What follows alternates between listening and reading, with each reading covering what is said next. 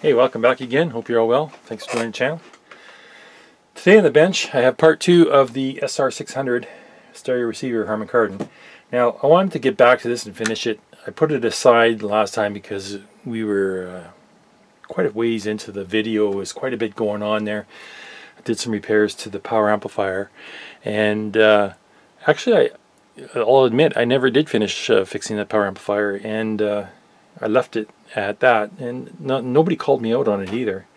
The one channel had a severe distortion when I did the final test, and I don't know if you guys didn't pick up on it or you just didn't mention it, but we need to finish that amplifier and finish it so it's good on both channels, not just one.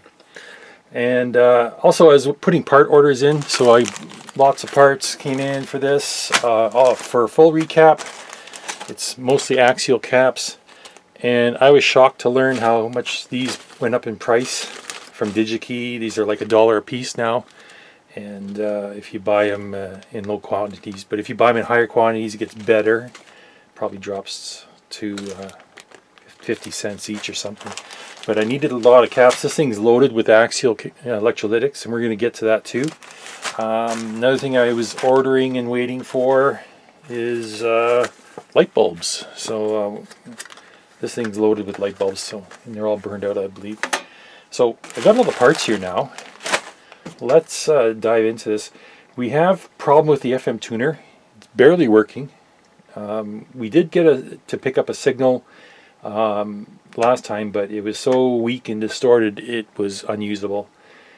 And but first, let's finish the power amplifier. We got to dial that in, and let's hook up the scope, and I'll show you what I mean by distortion. All right, so I got it wired in. I got scope on. I'm picking this signal off the collectors of the output transistors because I have flaky connection on these fuse holders and flaky connection on this switch. So everything's going through. It's picked off right at the amplifier, basically. Hitting a 1000 hertz tone, and if I turn it up, the one channel is very scratchy, and I'm sure that I had some kind of distortion, half-wave distortion on one of the channels, but it's not there now, so I don't know what's going on. It seems to be working properly all the way up to clipping. That's a 1000 hertz tone. Let's see here. It looks like a good clean signal. No distortion until you get to clipping, and then it's there's a spike there, which is not very good. Okay, so that solves that problem. Still have a lot of things to battle here. We got this dirty pot. We've got these 2 fuse holders for the speaker output. They are in. They don't fit the modern fuses, and I had an oscillation. If this fuse gets taken out, one amplifier breaks into oscillation, and if you can see it here, I don't know what frequency it is, but it is a sine wave of some kind. When I put the fuse back in, it quiets down. So this is what I mean by flaky fuse holder. It's not cooperating. Okay. So this is working now. I'm surprised. One channel's got a notch. That's unusual. They should be both the same. So, for now, I think it's time just to start recapping. I have all my caps in stock now, and there are a lot of caps that need to be changed on this, and they're all over the place. These black electrolytics. There's 2 here. 2 here, 2 here, and then there's a whole bunch on the other side. So I'll probably get busy doing that, and we'll start getting some of these garbage caps out of here. And I need to clean up too. The front panel is very dirty. I haven't touched anything, so it's going to get cleaned up. Alright, look what came in the mail about 5 minutes ago. New fuse holders. So I'll replace these 2. There's really nothing wrong with them other than they have some non-standard fuse size that fits these, and the regular 1/4 inch fuses don't fit. They are either too long or something or other. So that's why I'm going to replace these.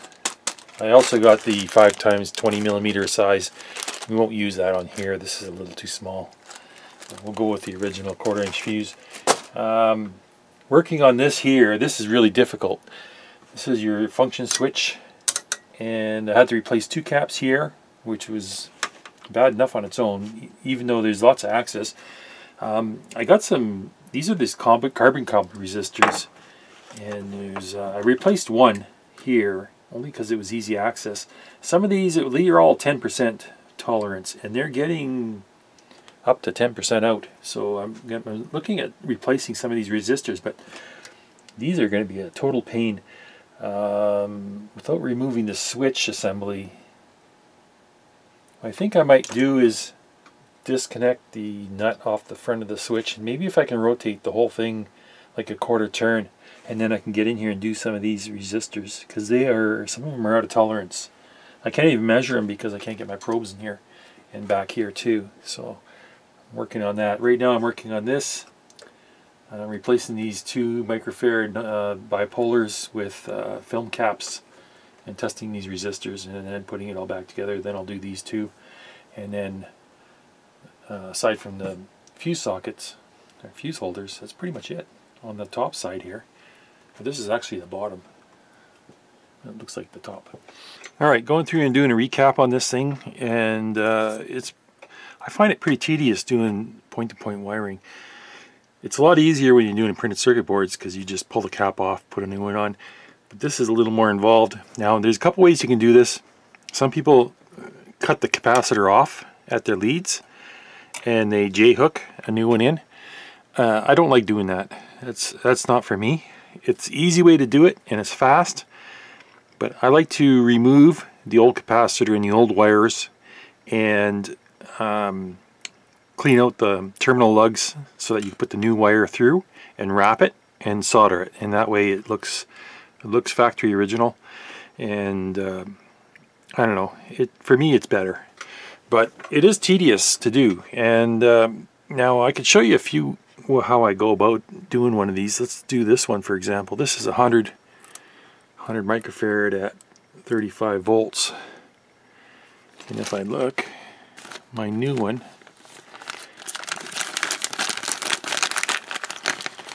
my new capacitor is quite a bit smaller, right? Now we got positive on this end, so that's what it's gonna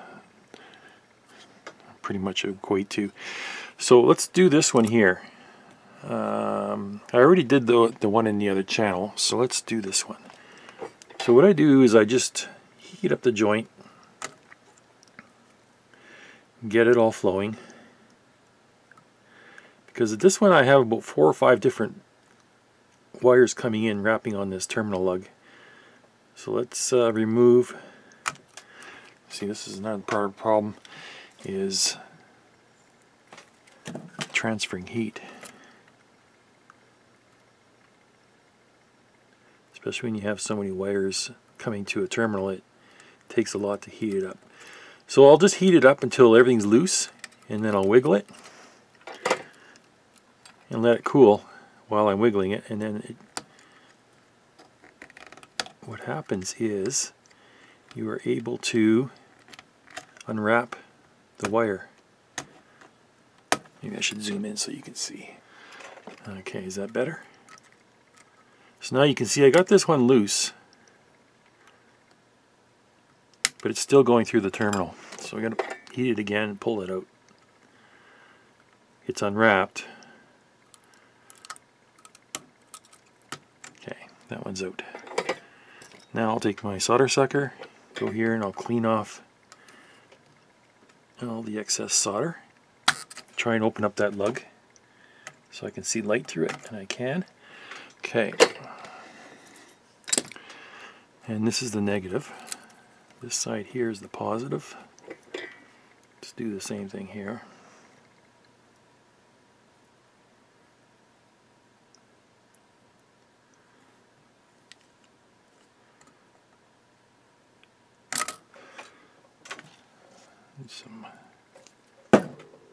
If you don't have enough solder on it, it won't transfer the heat.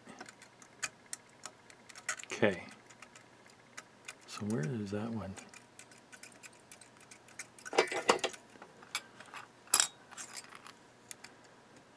This one's right here. There we go.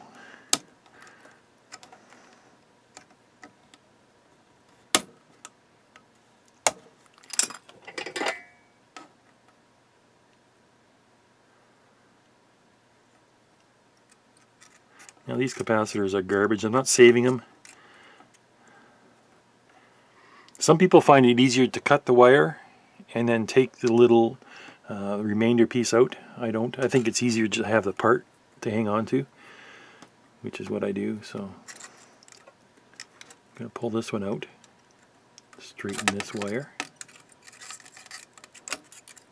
Okay, we're free. Now it was the positive end. Let me clean out the solder.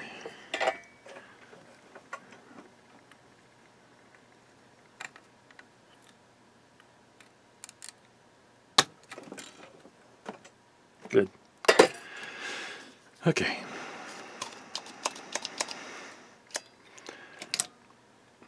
Now, this one here is 100 microfarads. Actually, these capacitors are holding out not too bad. The problem with these is, here I'll show you. I'll connect it up and I'll show you what it shows on the meter. Okay, here we go. So that's supposed to be 100 microfarad and it shows 156 microfarad, 157. So that's the problem with these capacitors, is they are way out of tolerance. And that's every single one of them is like that. Okay, so positive was this end. Negative was here. So you got about that much. That much. Okay, so I'm going to cut some tubing to cover those two ends.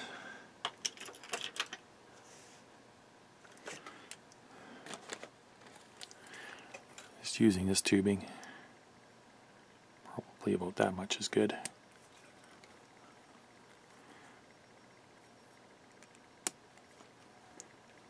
Okay.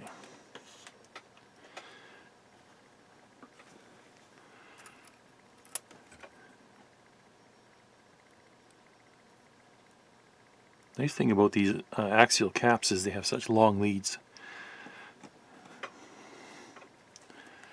End up chopping most of it off anyway. Okay, so that's positive this way, negative this way. Let's get this in position.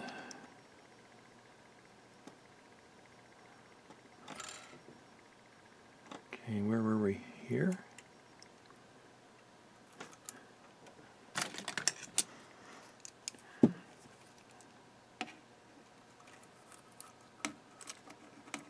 Right about there. Okay.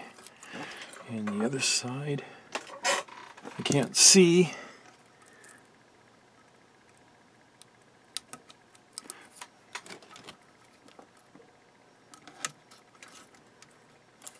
Right up to about here.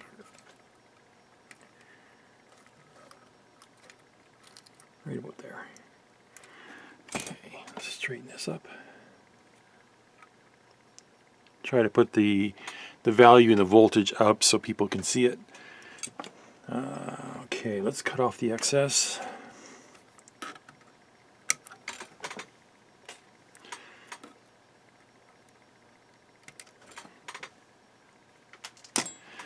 And I just want to crush these down so that the wrap is complete.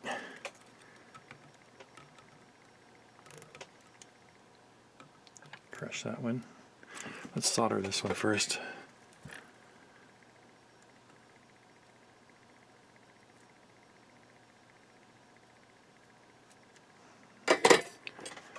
Let's do the same here.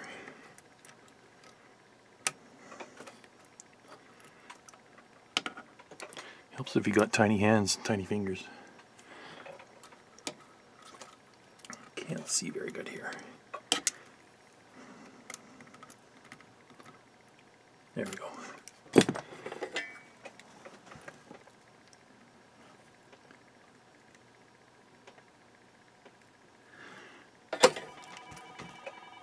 And that's it. Another one down.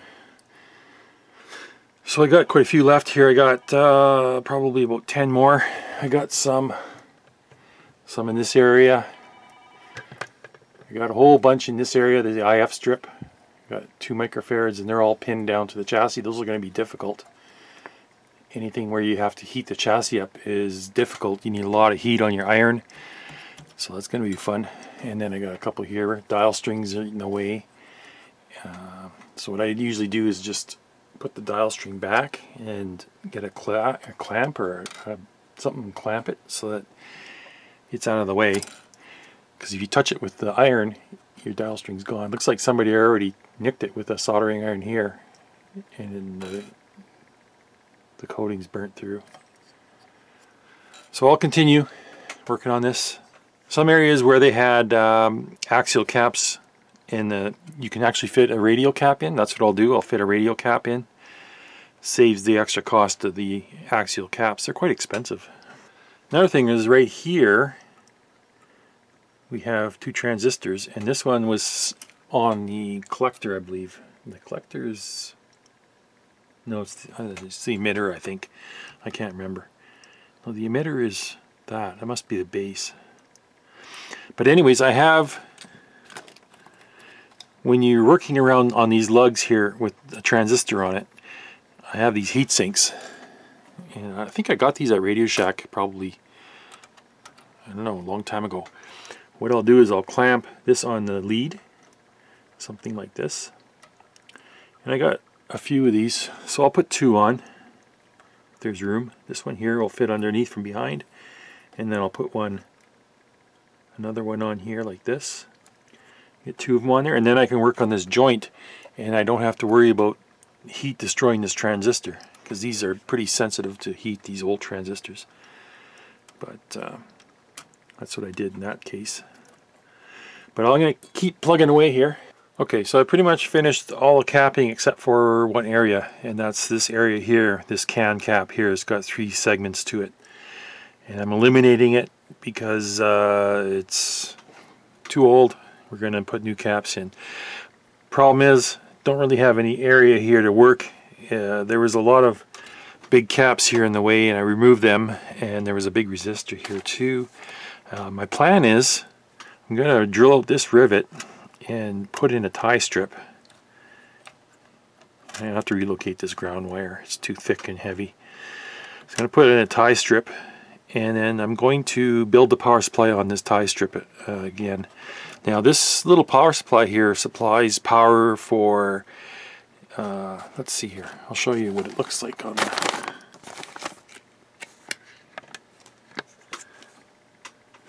so this little power supply is right here. We have, comes off the AC, goes through a 200 microfarad cap, and then goes to a rectifier. I think this is like a voltage doubler.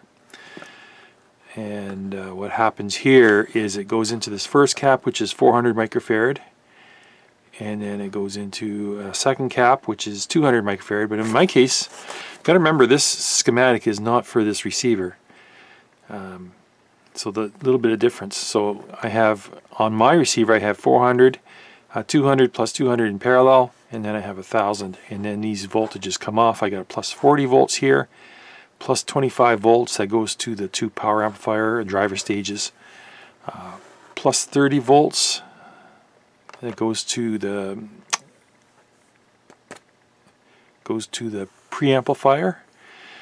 So this whole circuit is going to be rebuilt on a terminal strip, and it was kind of confusing how they had it wired, so I drew it out and go by my map. So next step here is drill out, actually first I should relocate this ground wire. This wiring they used is horrible. It's this really thick, it's almost like for automotive use. I don't know, they must have had a deal on it, so they got a whole bunch of it and used it. So yeah, first step is relocate that wire. Second step, drill out that rivet, mount this terminal strip, and then I can build my circuit on there. Alright, I believe I'm finished.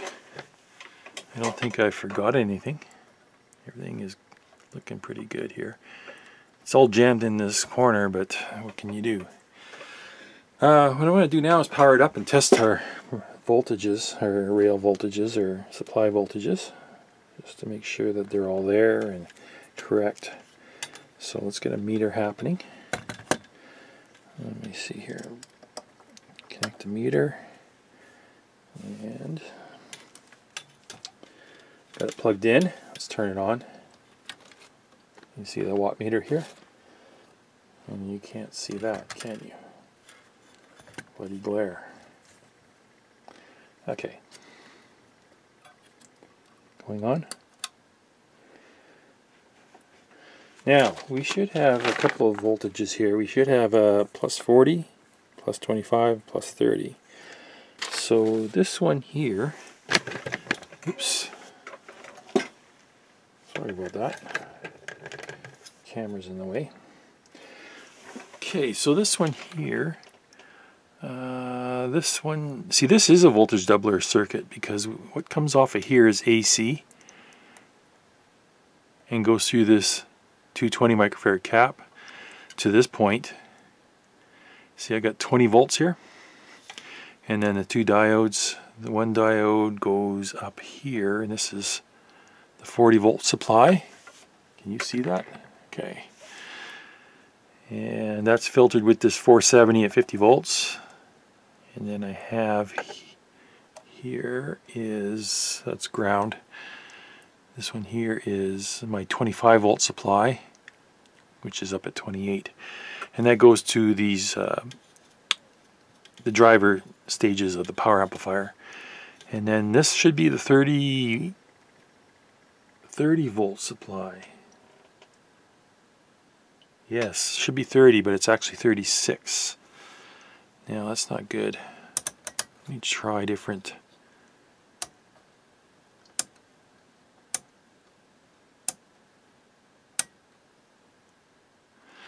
That's not good, 36, because I put a 35 volt cap in here that's going to be over voltage. I might have to dig that cap out and put it in a 50.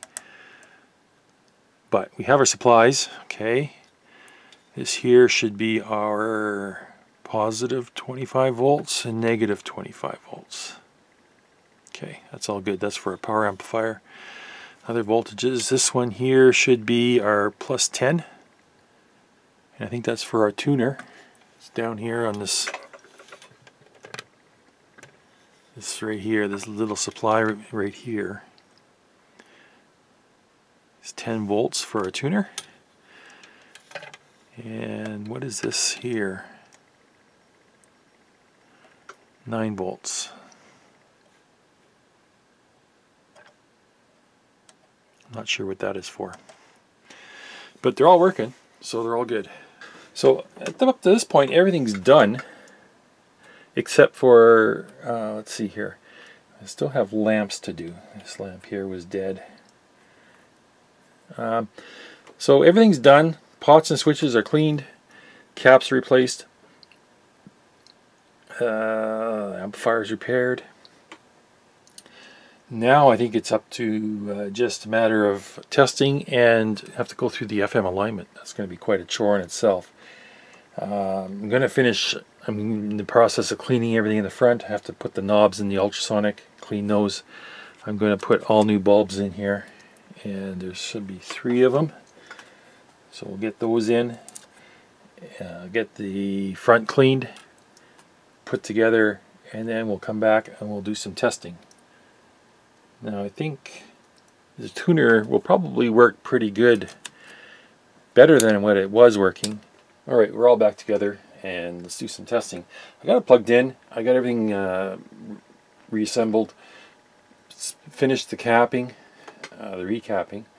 I haven't done anything else to it. I just want to show the front illumination. You can see it glows not too bad.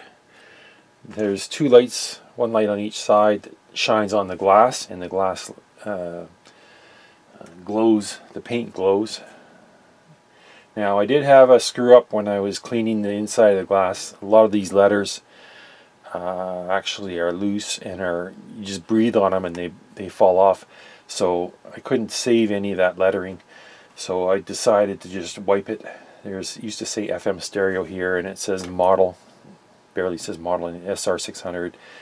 But thankfully the Harman Kardon badge and the dial scale did not come off because that paint was thicker, and it seems to be adhering to the glass better because of its width. Okay, so let's try this out. I got volume down. That is the, this is the tape. It's tape head, so it's very high impedance, low signal input. Tape head stereo. This is mono stereo.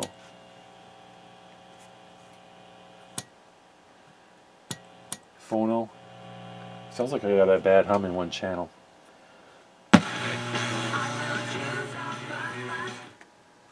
FM mono, and I only have one channel. Okay, we got operator error here. This isn't labeled very well. It says channel A, channel B, channel A, channel B. I assumed system A, system B when I had both my speakers connected to channel A on the either to the left or the right.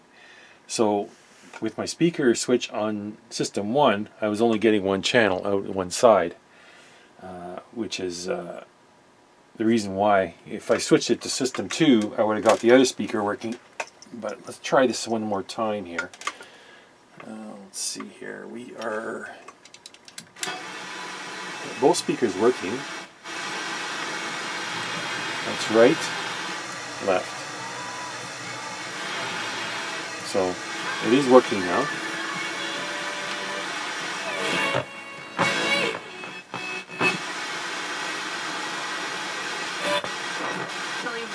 We still have no stereo, and our FM is super messed up.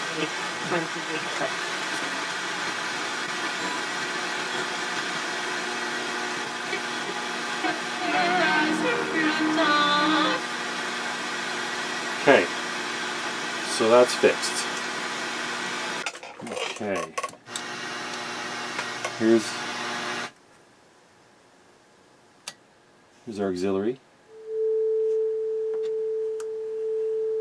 Got tone on both sides. One tone controls in.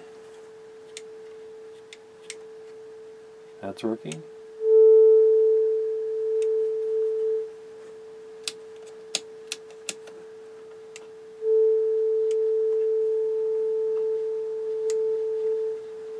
That's working. Let me see here. Let's go back to FM.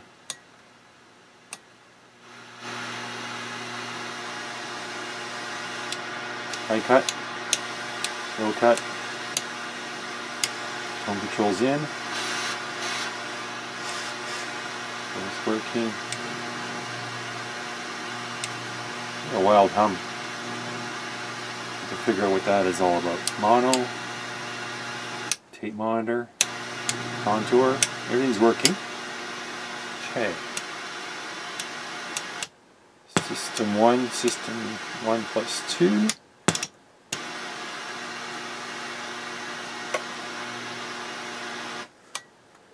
Tone, FM mono, phono.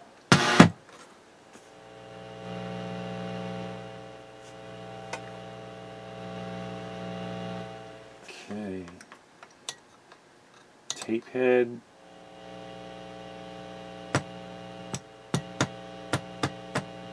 I did clean this selector switch back here, and it's doing okay, I guess, for what it is.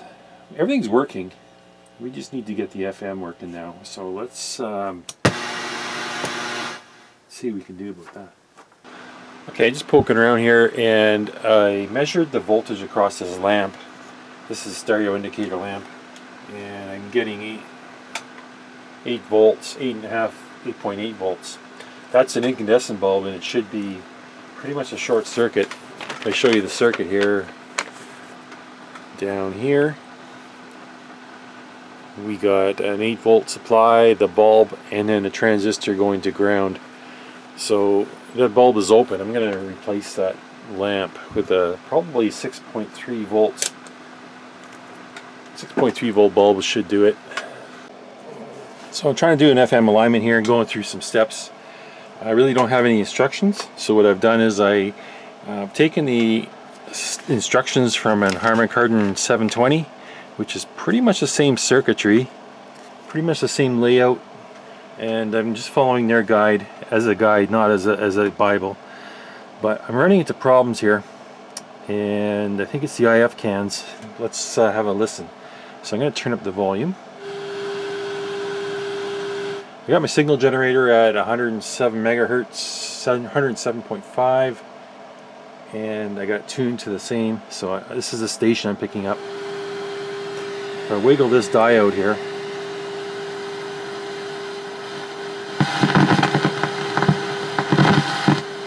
I think it's this can here is got silver mica. This one seems fine. That's stable. It's this one here.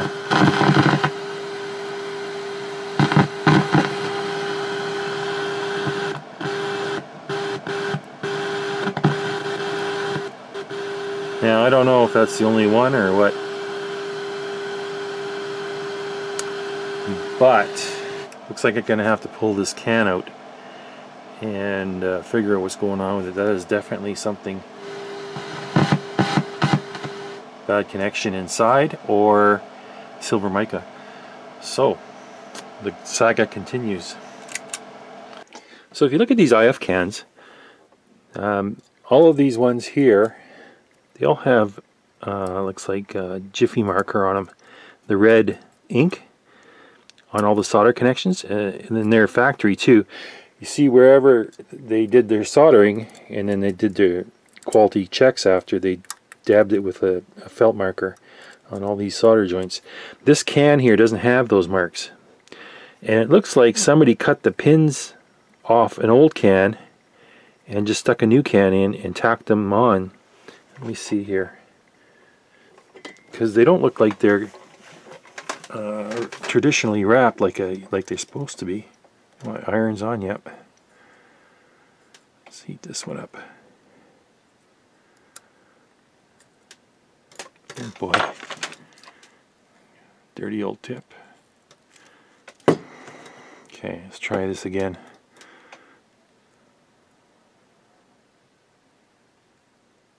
Yeah, exactly. See how that came off? It wasn't, it was just tacked on there. And there's the tab from the old can. Here, let's try this one. Same thing. Well, that one was kind of wrapped. This one's wrapped. Or is it? Ooh, be careful of that dial string.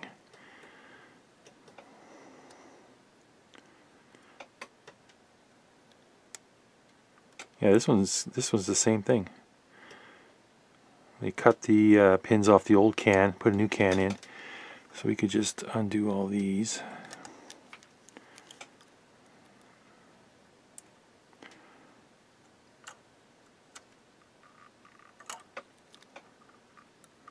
Somebody had this worked on this before, and this can is not the original.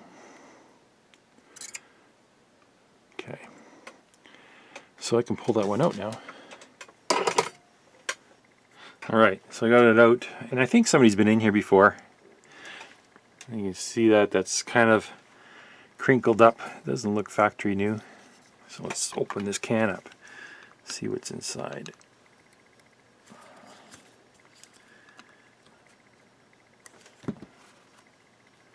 Now I have it marked for orientation.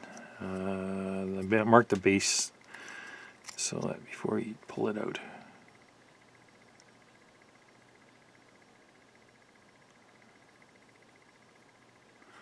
Wow, let's have a look at this.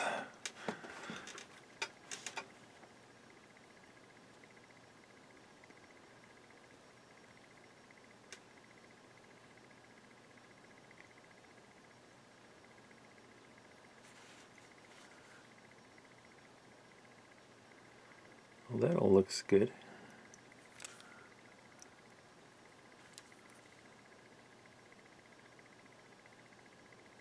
I think. So the problem has to be in the base. This capacitor. Does it have capacitor? Let's look. This is a 0465.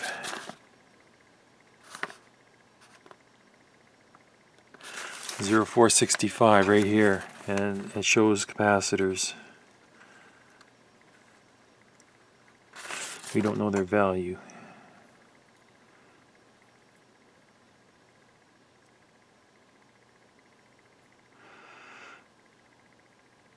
So what I have to do is I'd have to desolder these three and desolder these three and pull this coil form out, which is loose already.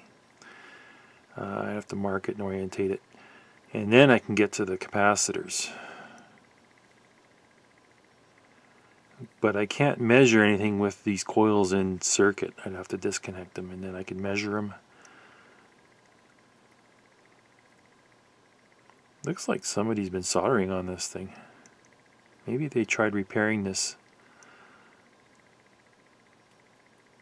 I don't know. Okay, so what I did is I drew a diagram of how the coil's wound. Not really how it's wound, but how it's connected to the base. Different colored wires, where they go. And I'm going to just disconnect them all. And we're going to unsolder these. Let's get ready for this.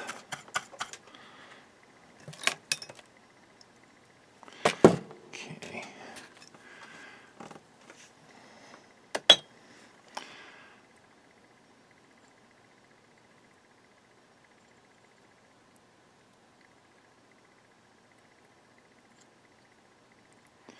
Just going to unwrap these. Don't want to flex them more than necessary because they will snap.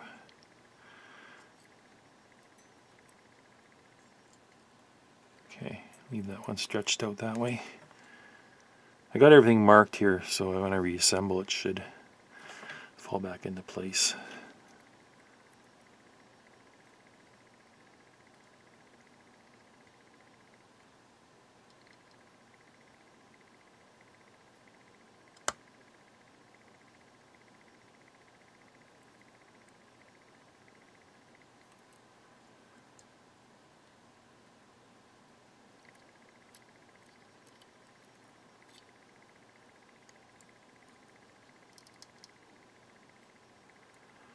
I remember fixing a Macintosh receiver once. It had really poor FM and intermittent, and he had it at shops. They couldn't figure out why it was doing it. It would do it occasionally, sometimes, and he brought it to me, and I traced it down to inside one of the IF cans. The wire was wrapped around this post, but it wasn't soldered. And that was from the factory. And I don't know, it took so many years before that fault developed into an intermittent, even though it was wrapped. Okay, that side's done. He was sure glad to get his receiver back, that's for sure, working again. And that was a good lesson for me too. You always got to check everything. Everything, because I was racking my brains out on that one as well. Okay, lift this one up.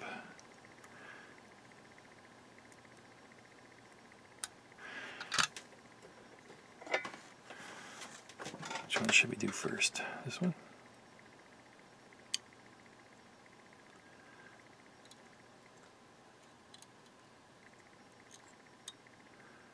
Okay. Ooh. Let's do the green wire.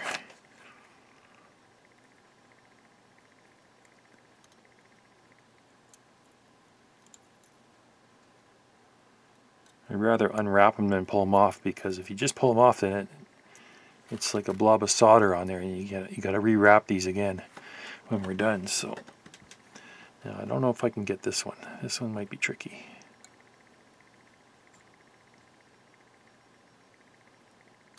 Oh yeah, look at this. It's working.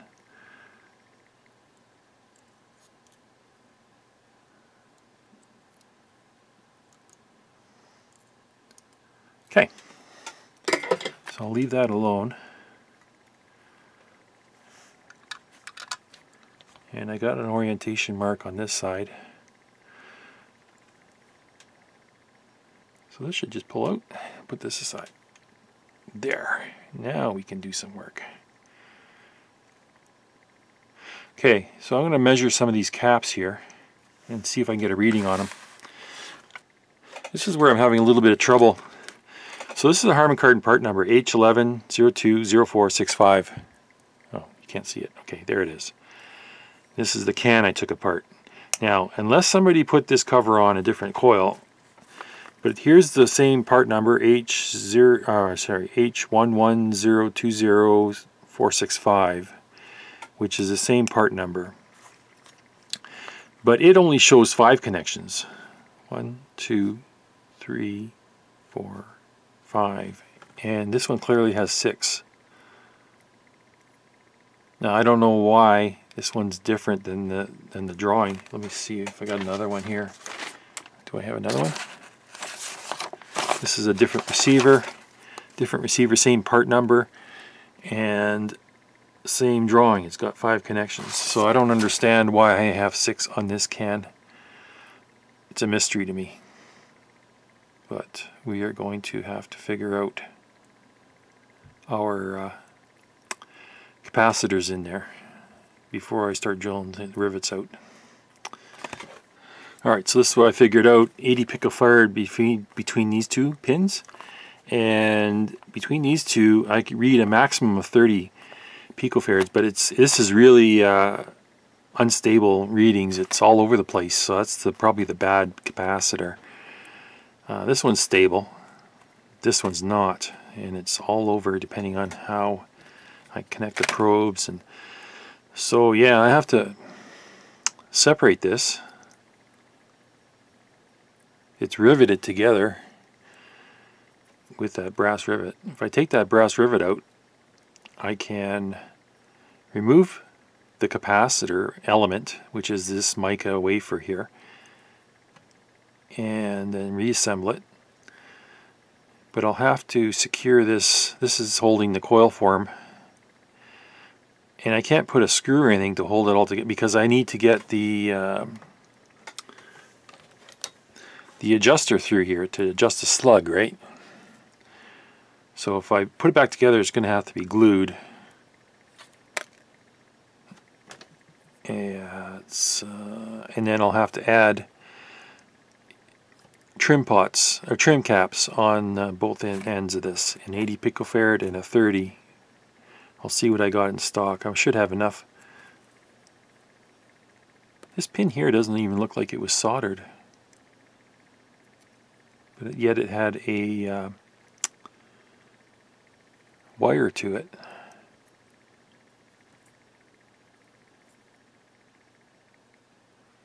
This green one here doesn't have any capacitor connected to it, so it's these two, and these 2. Okay, here we go. Going in.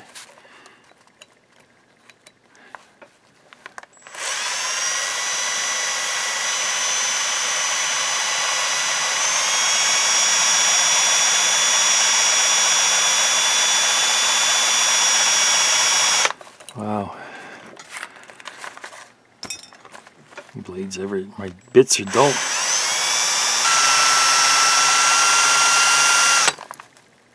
I think we're pretty much there now. I think I'm melting the plastic actually. So let me stop and let's dig this out.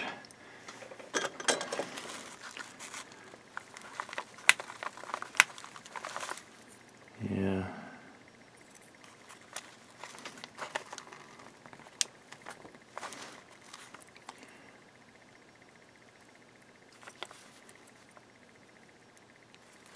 Let's drill from this side.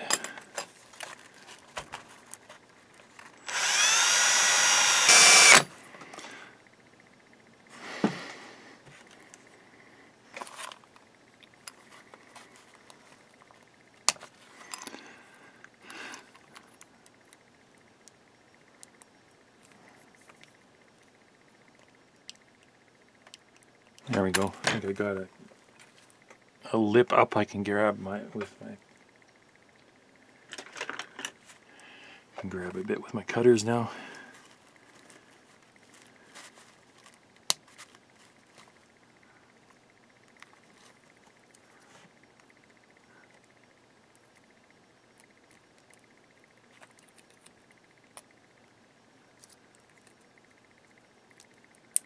There we go. Let's peel it off.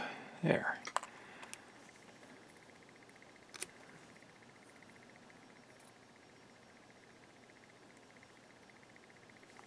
Part of the problem is this plastic melted and then it froze and that brass is stuck in there now. Let me pry this up.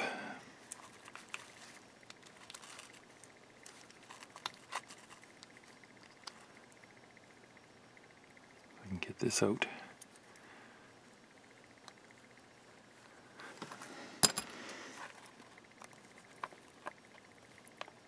There we go.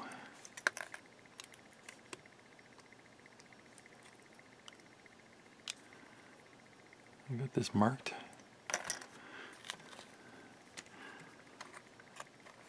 Don't need to mark the form, I don't think. Let's just get this out of the way.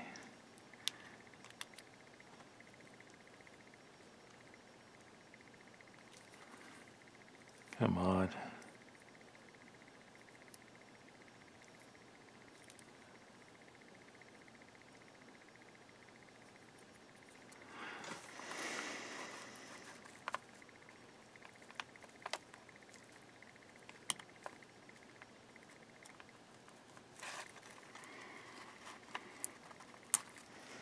Wow, what a tough piece that is. Okay.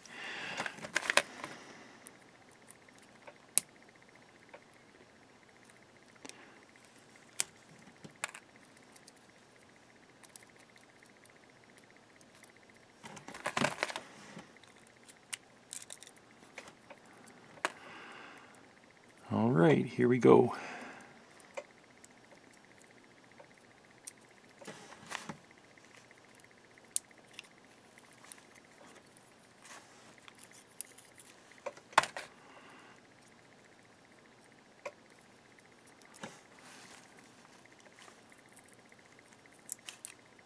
It does not want to cooperate.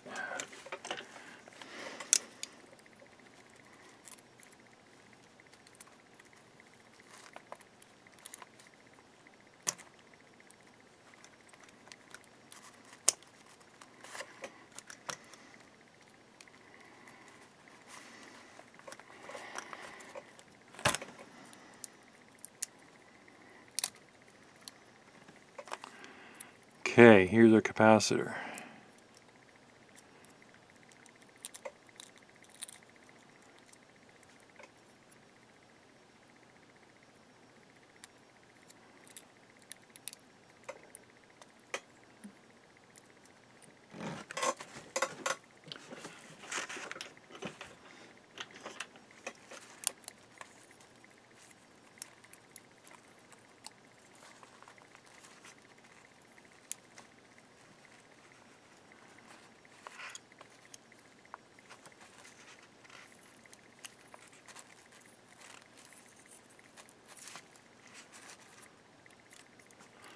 It's so difficult. Let me clean this up and then I'll continue.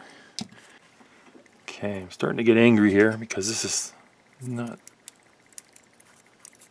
as easy as I thought it would be. Okay. That is our capacitor. And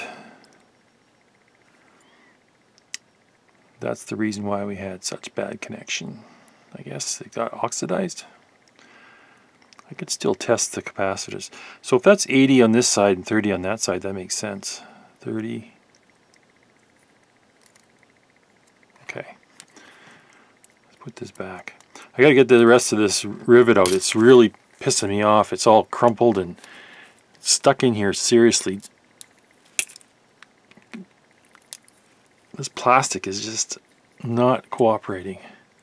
I'm gonna dig this thing out and then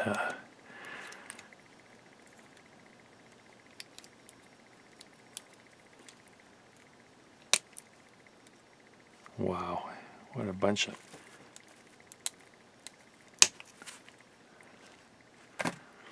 If I can pull it out now.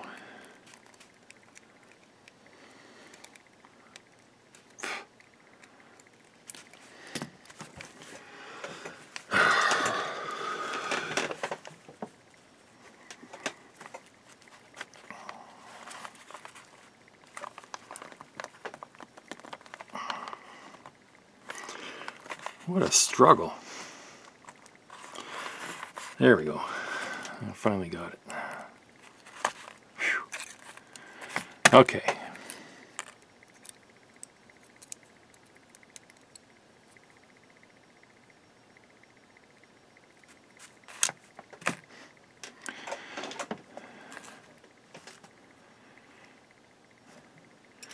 Okay, got the capacitor element out. Let's put this back. I think I should just glue this in and then glue this in.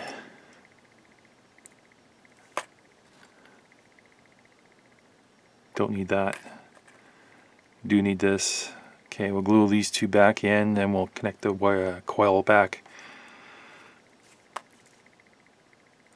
I need to flatten this out. It's all lumped up here from the plastic melting. So I'm going to trim this down, and then I'm going to get it so this sits flat.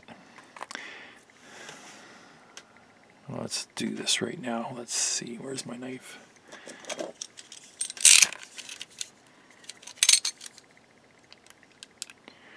This might not work. Is it styrene they're using here?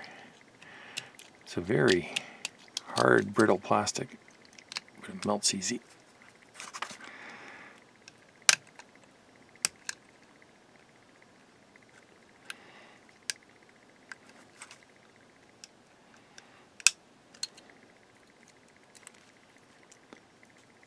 Just about there.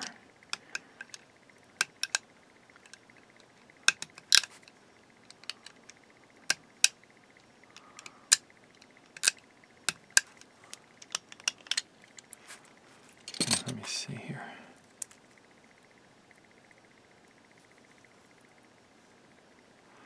Okay. All right, let's get to this before my battery runs out in the camera.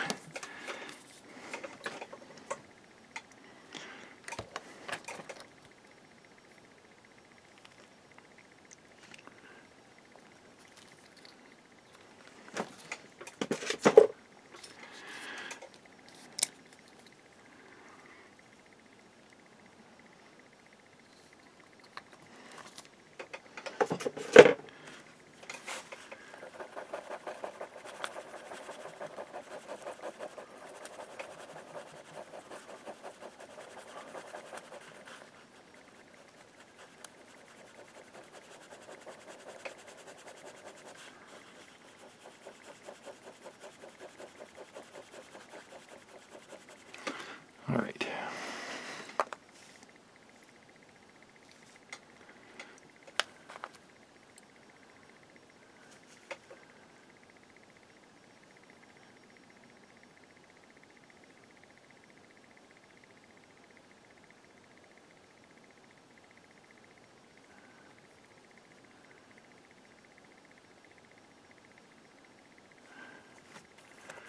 How does that sit on there?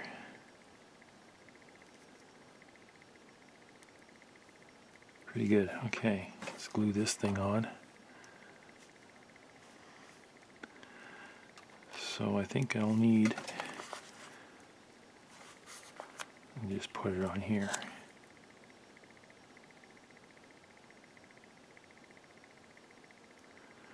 That should be good. Goop it on really thick, eh? Isn't it better if you put more on? Okay.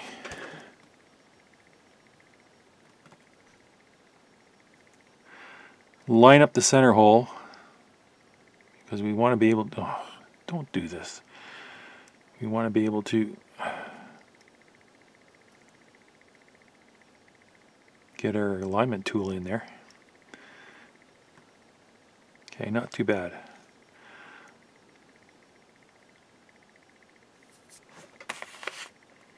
I need a clamp. I'm going to use a clamp.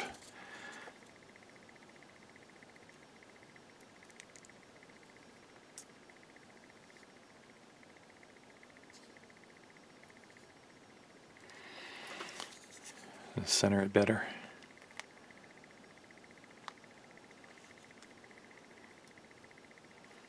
There. Okay, I'll let that set up overnight, and then tomorrow we'll resolder our coil, put everything back together, and then we should be good. Be careful these pins, they don't break off, because then we have nothing to solder to. Okay, I'll leave that alone. Alright, so this is glue setup, and it is quite rigid. And we're going to reassemble this. So I got my coil form here, and I have my alignment marks still. Push it together. So what I'm going to do is I'm going to apply a tack of UV setting resin just to anchor this so it doesn't spin when we're doing our alignments. I'm just going to put a small dab on here just to lock the core onto the form.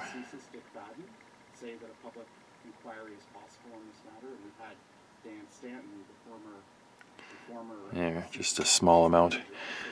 And if we need to break that free in the future, we can. Put some light on this. We've had the former Chief Electoral Officer of Canada say that a public inquiry is necessary. So in light of okay, so let's turn that off and then we'll start soldering this back up.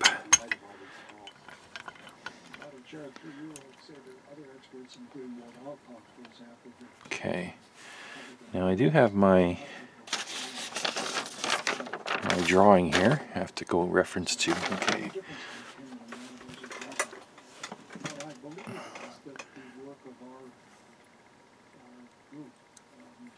It's quite fussy, these little wires.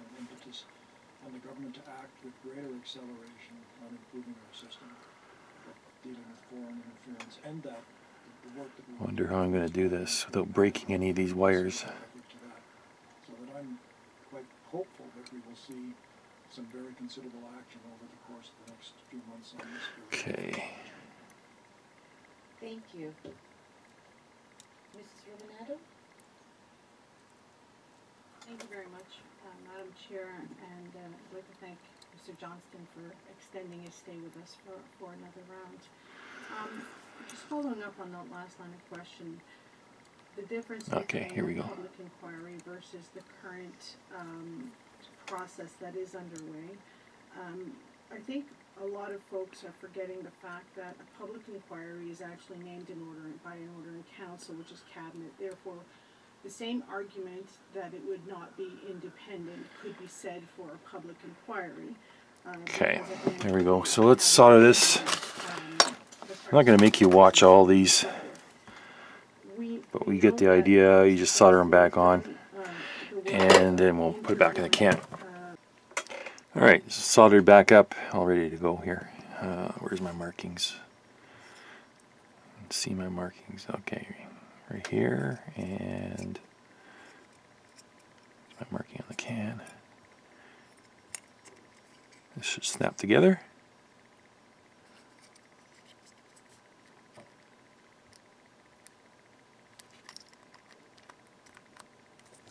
There we go. Okay, I'll put this back in and wire it in, and then we'll see how it works. I'm pretty confident it's going to do the business now.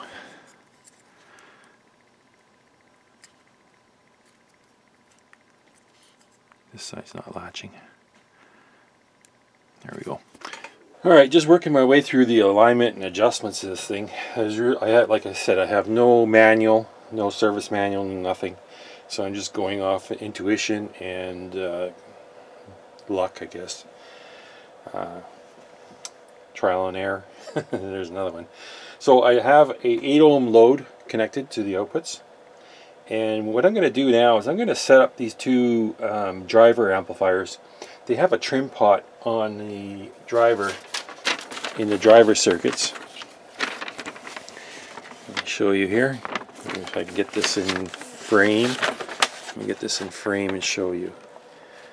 Okay, so this circuit here is the output circuit. It has no trim pots, no nothing. And the bias is set by the fixed resistors, and there's no adjusting it.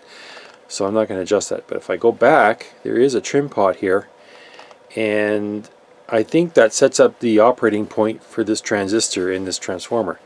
So how do we set it up? We don't know. We don't have any specifications.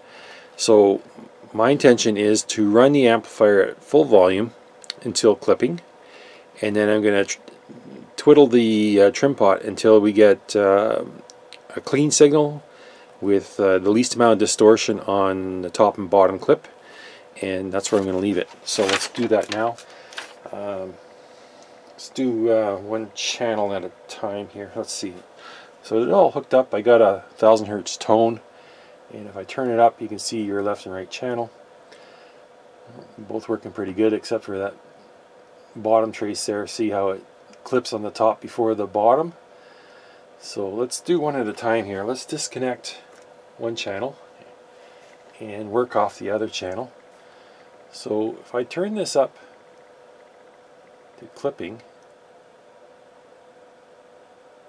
you see clipping both on top and bottom. Yeah, I got a little bit too much.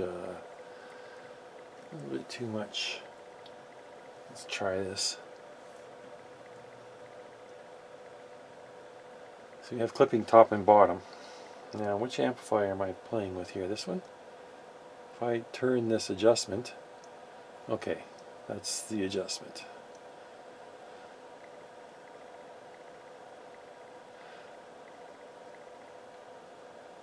So what I want to do is I want to adjust it so that I got equal clipping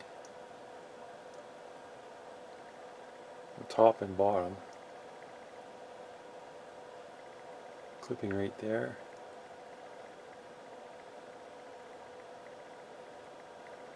I could even try using the distortion meter. It might work.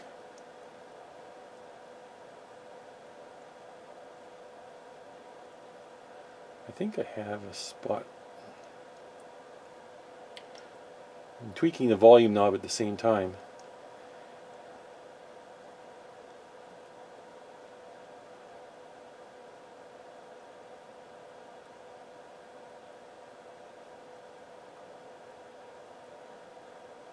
So if I go higher and get distortion on top and bottom, I back it off a bit, you got a nice clean sine wave.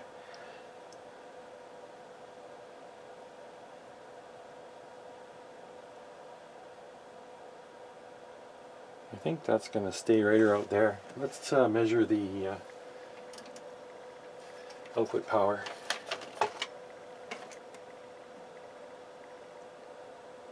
Clipping, back it off a bit. And I got 13.83 volts RMS. Okay, let's do the other channel. Turn this one off. Reset the trigger.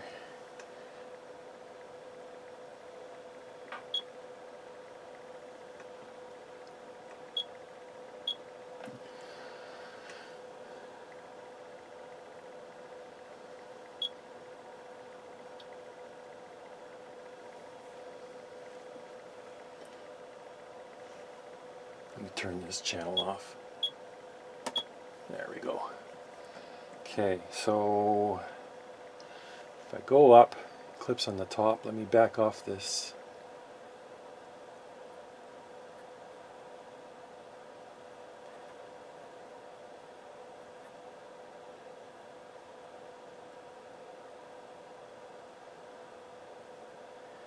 We might still have a problem on this channel. It's not looking as clean.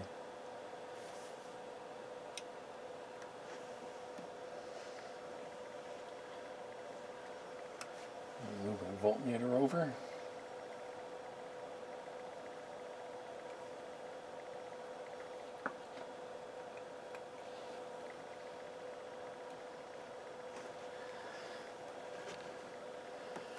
Okay.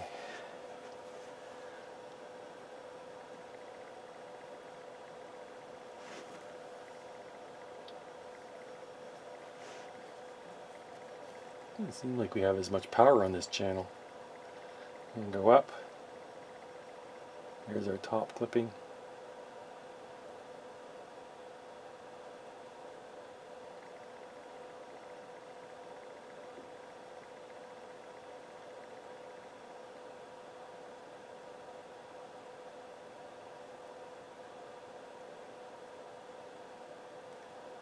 Why is it twitchy?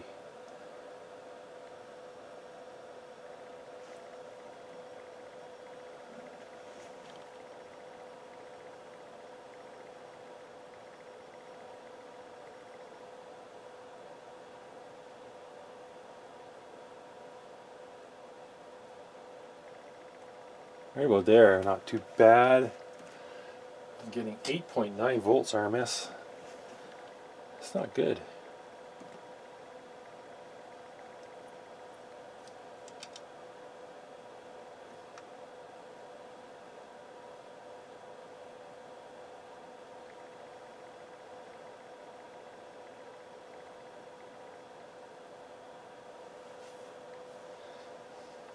Yeah, we're down on power on this one channel.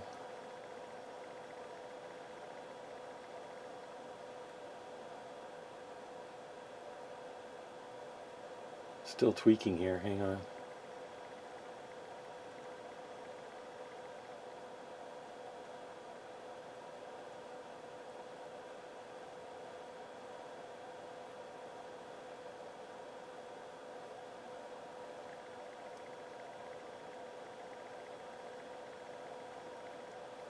I'm going to leave it at that.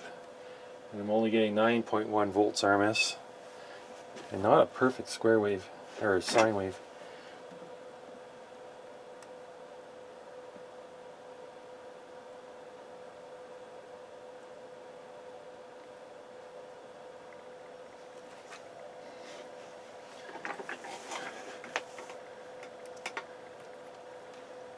Oh, that's why it's twitchy.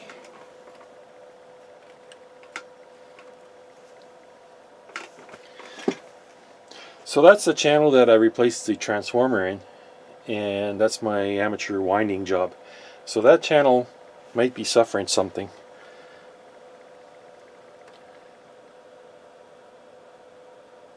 Might be suffering something, but it is working. It's just not working as good as the other one. Okay, just a few words on the FM alignment I did. I didn't film any of it because it was just a bastardized attempt at getting this to work, and I was fairly successful. Actually, I was really successful. There was a lot of things that were out of alignment, and I had to go through and do full alignment. So what I did first is I injected a 10.7 megahertz signal into the antenna input, and then I went through and did the IF alignment on these four cans. These four cans, sorry, these four. Now, this coil here, I discovered, is my oscillator coil. So that's the one I had to adjust by squeezing or spreading apart. That's to adjust for the dial accuracy. And then there's a trim capacitor here, and that's also for the dial accuracy. There is two transistors here. One is the oscillator, and one is a RF amp, I believe. It's oscillator and mixer, oscillator. Okay. So that's these two here. Actually, I had one of these transistors, the leg was bent funny and it wasn't making contact. So that's why I couldn't get signal through, and took me a while to discover that little cock up there, but I got that pin straightened, put in, now it started working. Then I had problems getting pumping a strong IF signal through this, and I was having problems getting anything going on at all. And then I discovered, which was it? This coil here had the bad capacitor inside, the internal capacitor inside. And we took that apart and fixed that.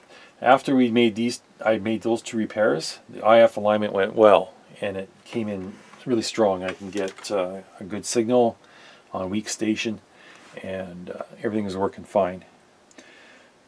Now for the rest of the alignment, for the multiplexer, it was all trial and error. I had to work through a lot of different things here. The first off was this potentiometer here. That they call this the stereomatic bias adjust.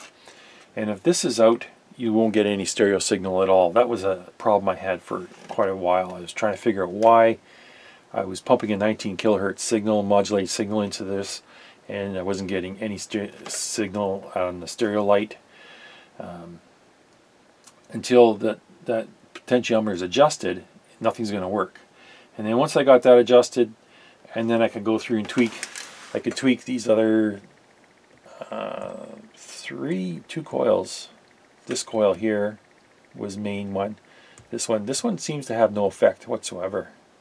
So I'm wondering if there's still a fault in the receiver itself, or the tuner. And I'm wondering if it's got bad capacitors in there as well, even though I was wiggling wires here and it didn't come and go like it was before. So anyways, long story short, took me a while, but I actually fumbled my way through it and got it aligned to the point where I can pick up stereo FM stations, because it wasn't doing that before at all. And they're coming in reasonably clear. Probably a little bit more distortion than I'd like to hear, but it's working. So let's let me put the covers on, and then we'll go and I'll go through the dial and I'll show you how it works. So here's a look at some of the parts I put into it. Replaced 2 fuse holders on the back because the caps were missing, and these other caps I supplied, they didn't fit properly. So I just ditched the whole fuse holder, put new fuse holders in, new fuses. They were fine, other than they had no caps. This stuff here came out of the power supply, except for this. Shorted rectifiers, and I replaced those, and a blown fuse, 3 burned out bulbs. Here is out of the power amplifier section. These are all out of the power amplifier. Popped, I think I have transistors too. Yeah, I had the transistors too. I didn't have, where are the transistors? Here's one. Here's another. Should be 4 of them.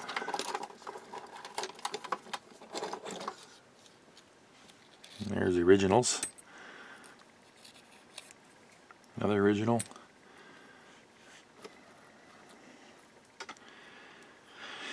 Yeah, so we had transistors, power resistors, all that mess was cleaned up. Did a full recap. Here is the capacitors I pulled out.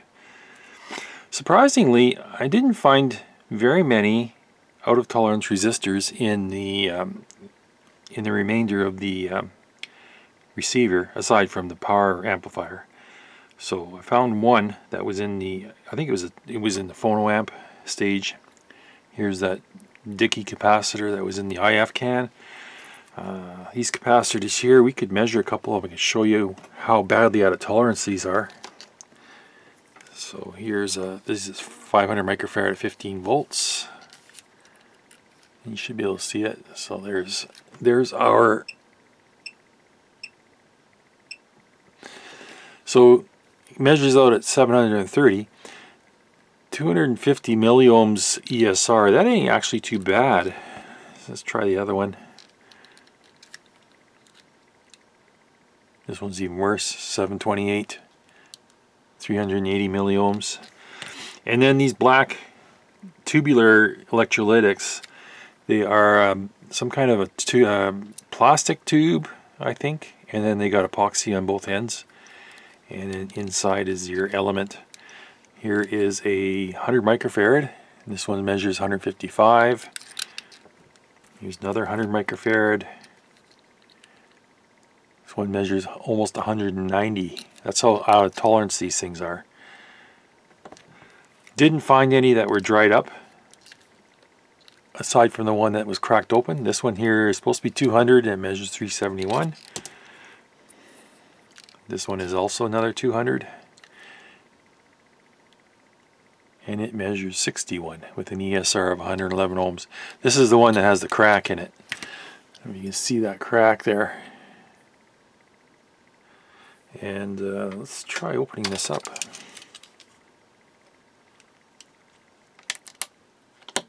I'm curious what's inside these things. I've never seen this.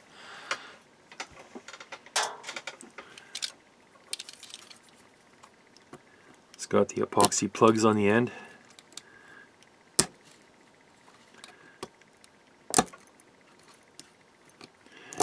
But this this shell, it's very brittle. And then inside is your core of electrolytic.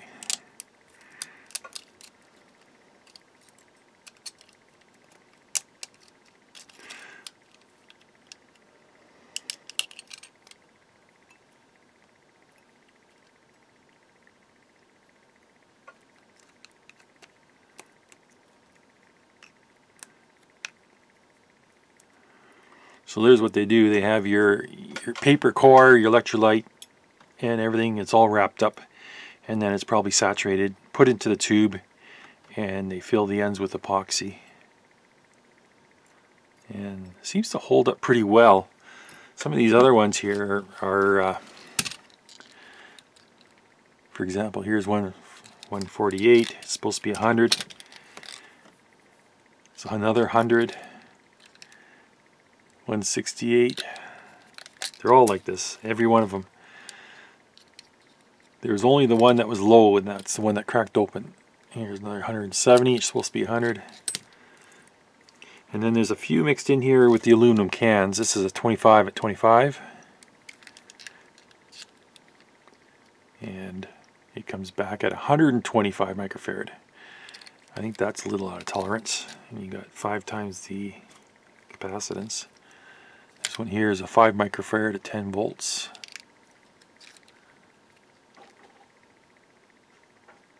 So you get the message.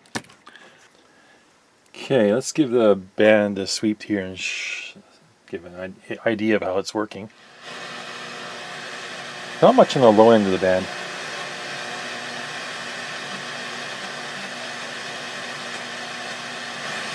It's actually missing quite a few stations. Vous étiez bien préparé pour être sur la route?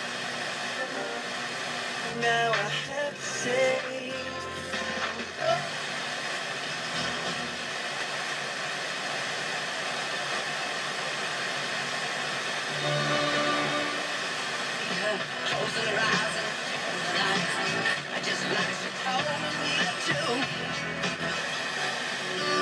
I think you should work on it. Pretty, the performance is actually pretty poor. People who arrange your accessible transportation. Answer your emergency call. And I might not have it perfect yet. Well, I know I don't, but it should work and get up a higher end of the band.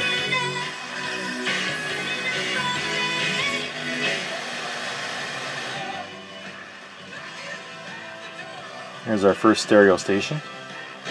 The needle came up to 1. Saga Devastate. 100.3. The Bear.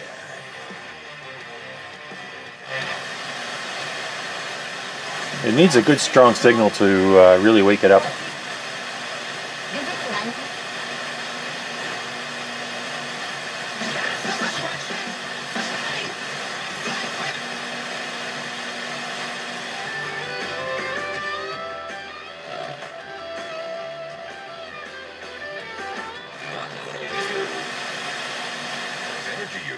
And right now, you may be eligible to receive up to $5,600. There we go. Another stereo station. So if you're looking for a heat pump specialist and want to take advantage of the limited time rebates, call on Reliance. Conditions apply. Visit our website to learn more. The guy who raised you. So you're going to need a strong signal.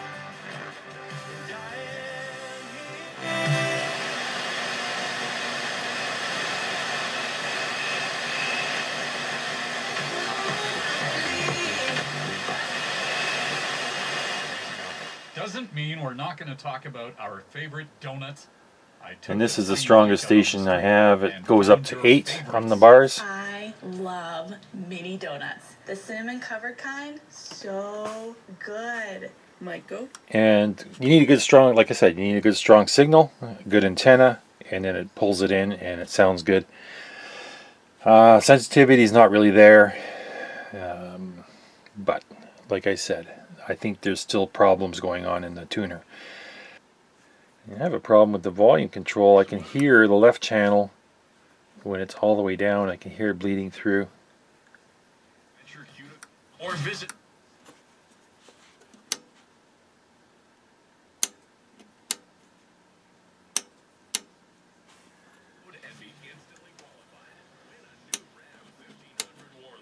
Or an ultimate camping package from Woody's RV World Bass. with Ram Everyday Adventure from your Alberta Ram dealers and Mix 107.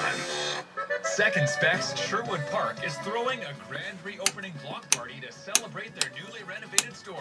Tape monitor. Affordable eyewear, they're now also Loudness. offering full comprehensive eye exams. Join them. So I'm going to give this a test drive for a while, see how it sounds.